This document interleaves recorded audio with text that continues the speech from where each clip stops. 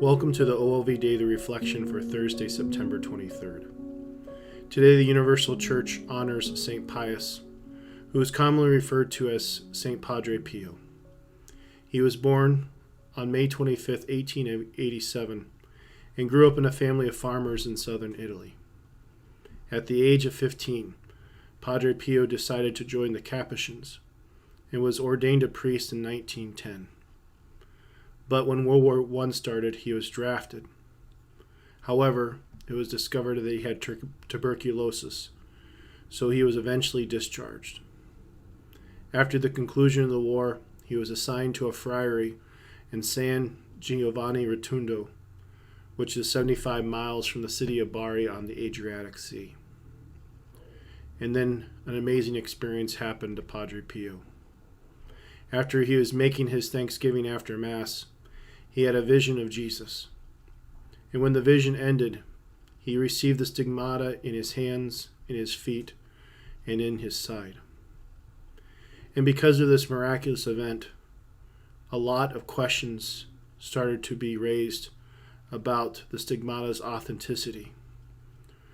So his life became very complicated because medical doctors, church authorities, and curiosity seekers were all coming to see him. So in 1924, and then again in 1931, there was controversies over the authenticity of the stigmata. And Padre Pio was not permitted to celebrate Mass publicly or hear confessions during these times. However, he did not complain about these decisions, and soon after they were investigated, he was eventually brought back into ministry. But again, his life was complicated after receiving the stigmatas. So he rarely left the friary, but thousands upon thousands of people eventually would come to see him because of the stigmata, but also because of his unquestioned holiness. Each morning, after a 5 a.m. Mass in a crowded church, he heard confessions until noon. He took a mid-morning break to bless the sick and all who come to see him. And then every afternoon he also heard confessions. And in time his confessional ministry would take around 10 hours each day. And a number of people have reported cures that they believed were received through the intercession of Padre Pio. And those who assisted at his masses came away edified. Several curiosity seekers came initially just to, almost in a sense, undermine what the stigmata meant. But they came away moved.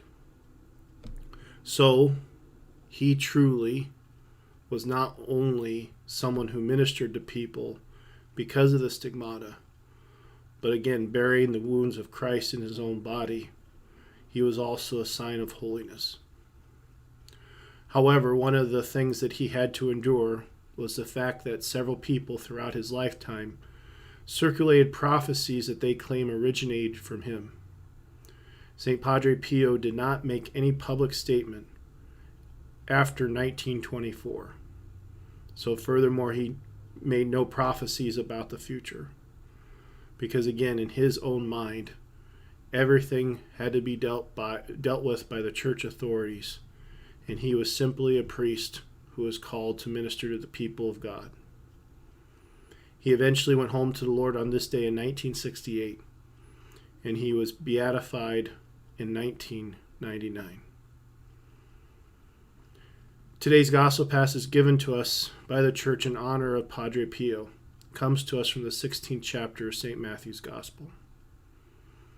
It reads, Jesus said to his disciples, "Whoever wishes to come after me must deny himself, take up his cross, and follow me. For whoever wishes to save his life will lose it, and whoever loses his life for my sake will find it. What profit would there be for one to gain the whole world and forfeit his life? Or what could one give in exchange for his life? For the Son of Man will come with his angels in his Father's glory, and then he will repay each according to his conduct."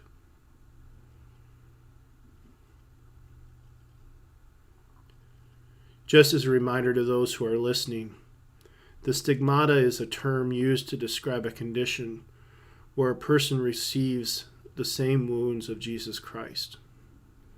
So usually in the hands, in the feet, and in the side. And this condition, which is believed to be given by God, is extremely rare. So when a person does receive the stigmata in their body, it becomes a sign of fascination and speculation. But if it is truly given by God, a person who receives the stigmata is sharing in the sufferings of Christ in a special way. And this condition is allowed by God because it is to bring about a good result in the person who receives it. And also the stigmata can be used for a source of good in the wider world. For example, St. Padre Pio's suffering allowed him to understand and help those who are suffering in their lives. And as a result, he could minister to people in a way that others could not. And thousands upon thousands of people knew that their lives were changed because of having their confession heard by him, or having his blessing, and also knowing that he was praying for them. So many miracles were associated to Padre Pio. And again, his willingness to faithfully serve others in imitation of Jesus Christ, not only in his suffering, but also in his radical availability to people. Again, 10 hours of confessions each day, and a willingness to be listening, hearing, and blessing people. So Padre Pio truly lived out the words that Jesus told us in today's gospel. For whoever wishes to save his life will lose it, and whoever loses his life for my sake will find it. Padre Pio not only fulfilled this teaching of Christ by bearing the wounds of Christ in his own body, but also he showed forth the healing power of Christ by faithfully serving those who came to him year after year after year until his death. So as we look at our own lives, I think we're all called to make sure that we always have hearts and minds that are set on doing God's will. That again, we're not selfish, we're not prideful, we don't set our own ambitions, but truly we focus on doing God's will in our lives, which means that sometimes, like Padre Pio, we may even be called to suffer. But no matter what may happen in our life, we know with certainty that God can bring good things from whatever we might experience. That God will bless us and bring forth many, many graces from the sufferings, pains, difficulties of our lives. And who knows, these events can even help us to minister to people better. Because again, we know insights and we have graces that others may not have. So again, we just need to possess the faith and trust that marked the life of St. Padre Pio, so that again, we can move through this life not only trusting in God, but faithfully walking through whatever may come our way. Padre Pio and Our Lady of Victory, pray for us.